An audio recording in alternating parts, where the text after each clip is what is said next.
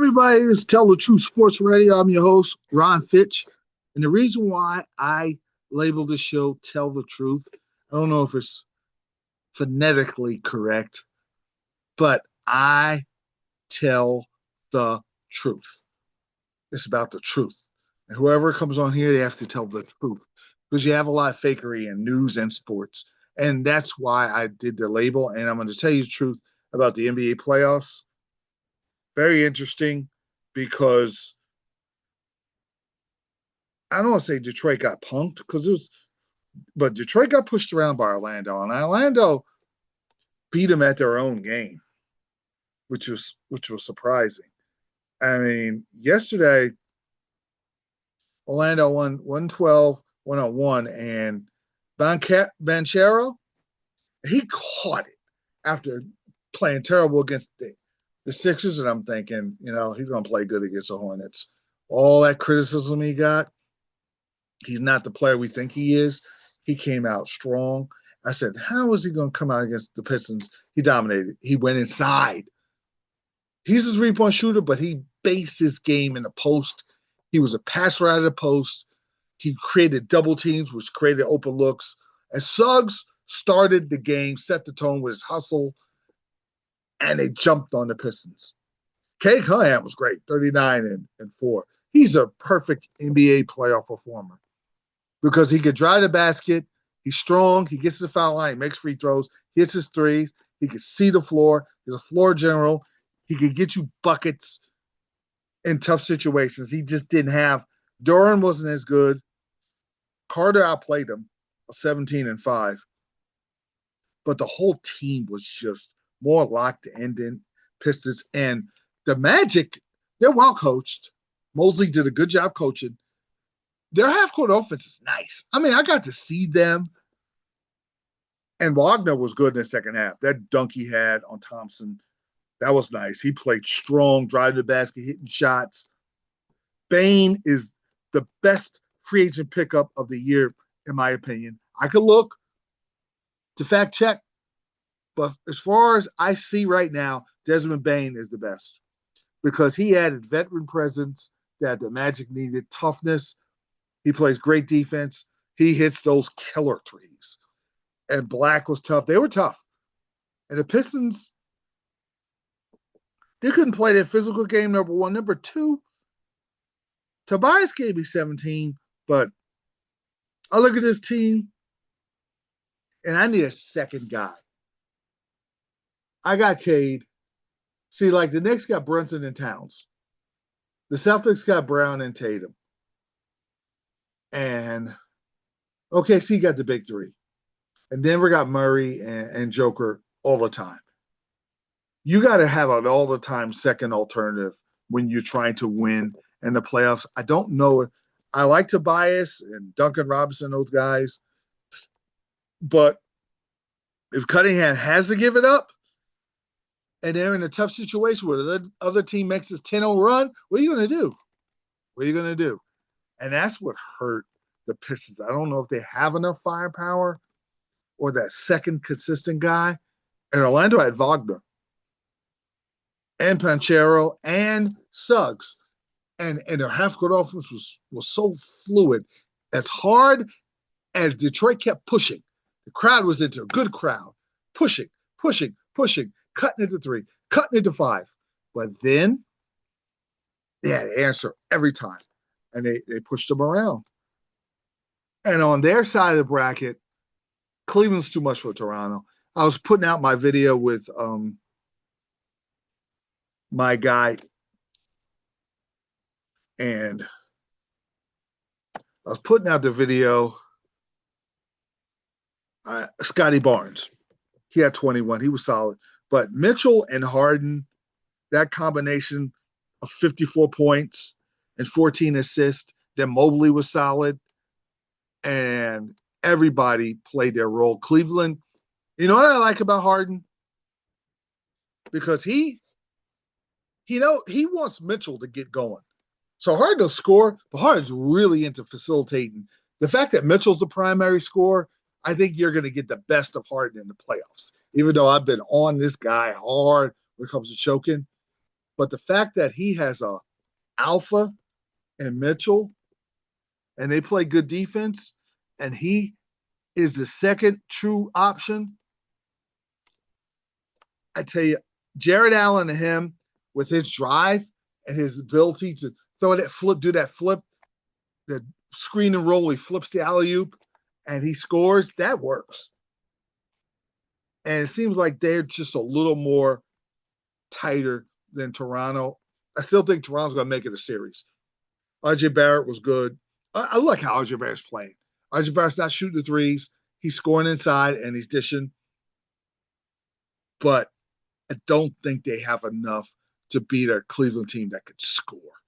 When you got Harden going downhill, Mitchell going downhill, Harden hitting threes, Mitchell hitting threes, and Wade hitting threes, and they're playing good defense, that's a lot. And then Jared Allen rim protecting, that is a lot. On the other side, the Sixers destroyed the Celtics destroyed the Sixers. And there were some non-competitive games. There's going to be some non-competitive series, but this is not one. I believe Maxey and company come back. Edgecombe didn't really play good. He'll play better. They're going to get 2 games. As tough as Boston is, and this is what makes Boston tough and why they should end up in the finals. Brown and Tatum go downhill, and they're a 3-point shooting team. They're driving in addition to snipers. Between Hauser and Pritchard, they have 3-point snipers. And then Brown and Tatum are 3-point snipers when they're driving and passing to each other. And Tatum is on fire. He's hitting a shot. He could give you a little bit of mid-range. Brown gives you the mid-range. Brown better be in discussion for the MVP. And this nonsense article about him being overrated is ridiculous. I mean, it's to the point, I don't know if they're going to win another title, but it's to the point you might as well start thinking about retiring number 7 when Brown retires. He's been that good. And they overwhelm you. There's 3 teams in the NBA that overwhelm you. The Celtics, the Spurs, and OKC when their OKC's on. But the Spurs do it. And it'll look like the Celtics and Knicks are on a collision course. Although I really like how the Hawks play. The Hawks don't have that pure, other than McCullough, he's a little older. He played good. The Knicks have Brunson and Towns. And then Ojanobi, that's going to give you those consistent half-court points when everything bogs down. And if the other guys are hitting, if Deuce and Bridges are hitting, watch out. Because their defense is really good. And you're getting rim protection from Towns. Towns is sick of the criticism. And if I'm getting this out of Towns, that's their only hope against Boston. Is Towns just Boston. Thing about the Celtics, they're not a big team. But what I noticed about them strategically, and I watched them against the Sixers, they know Max is impossible to stay in front of. So they say, okay, we're going to guard you. When you drive, we're going to crowd the middle. So that way you're not getting that drive. We're going to dare the 9 3-point shooters. Hopefully they take the bait and shoot the 3. And they did, and they missed. They're going to try that with the Knicks. They're going to say, listen, we're not going to give up offensive rebounds to Mitchell Robinson and Karl Towns. We're going to protect the middle. We're going to give Deuce and Bridges and Ojanobi threes and guard the heck out of Brunson and score like crazy from 3. That's kind of the game plan. The next game plan is we're going to stop the penetration of Brown and Tatum, and we're going to scramble back and contest threes. So that's going to be a great series if it goes to fruition. But Atlanta is going to have a lot to say because I like Ogawaku and Alexander Walker, and Daniels didn't have a great day, but he's good. And Kuminga, if they're running, if Vincent gets going from 3, that would help. But the Hawks were trying to run because they're more athletic than the Knicks. They're athletic. But when it bogs down, they struggle a little bit, and the Knicks have to keep doing that. They got to play. They got to hustle like they did. They can't let up at all against the Hawks because they're going back to Atlanta where they have that fire where they play a lot better, I think Atlanta's going to challenge. I think the Atlanta Sixers are gonna make Boston and Knicks work. Now let's get to the non-competitive series. Once Golden State got beat, because Golden State had old vets and they would have made it a little competitive. Once it was Phoenix and OKC, this is going to be the most non-competitive series. OKC's going to go through Phoenix like a laxative. And I thought it went the exact way it was supposed to go. And the Thunder's going to destroy the Suns. And it's Booker, so they just could double Booker. And the others aren't consistent. I think Green is okay. Dylan Brooks at 18, but 6 of 22. Dylan Brooks, you can't come in there and try to intimidate a champion like OKC with the little cartoonish gimmicks. You can't gimmick your way to the finals. I've never been a Brooks fan. Good player. You see at 18. But the antics, I want focused. Like Draymond Green has antics. Draymond Green's locked in on winning. Other than the nonsensical 2016 season where he's drop kicking everybody, he'll do dumb stuff. But when it comes to the playoffs and making plays and playing defense, you saw the other day, he makes it happen. He's locked in. I don't know if Brooks is. You can't do all that extra nonsense against OKC. OKC's too disciplined. And they overwhelm you with their defense. Now, the Lakers on that side beat the Rockets somehow. I don't think my Lakers are going to go far. When you're giving up 21 offensive rebounds, you get 3 and you still win. It's only because KD wasn't playing. I got to see how KD always plays. Even if he's hurt, that is a concern.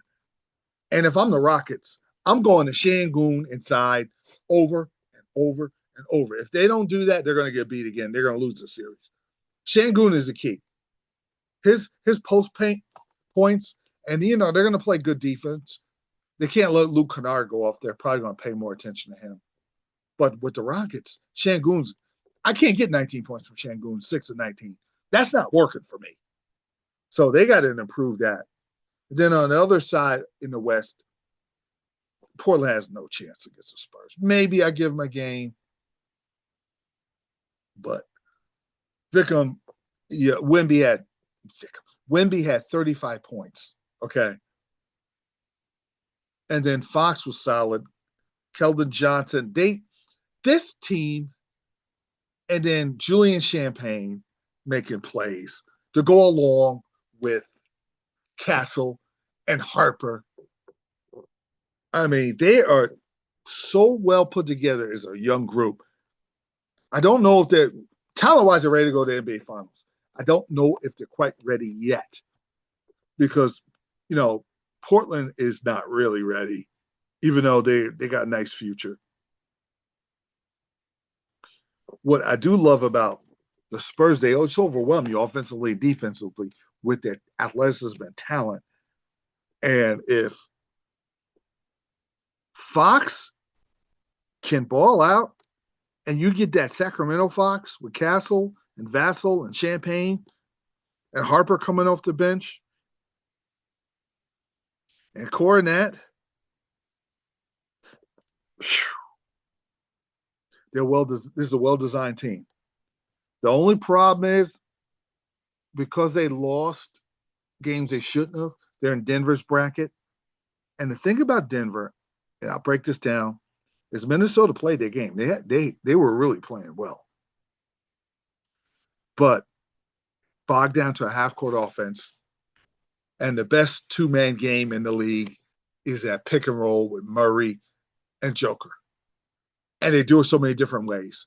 And then you have Harper and Brown and Braun making threes, making big shots. And Johnson making shot after shot after shot. And I love how the Nuggets, with Brown and Hardaway. And Cameron Johnson play good. Carolina guy.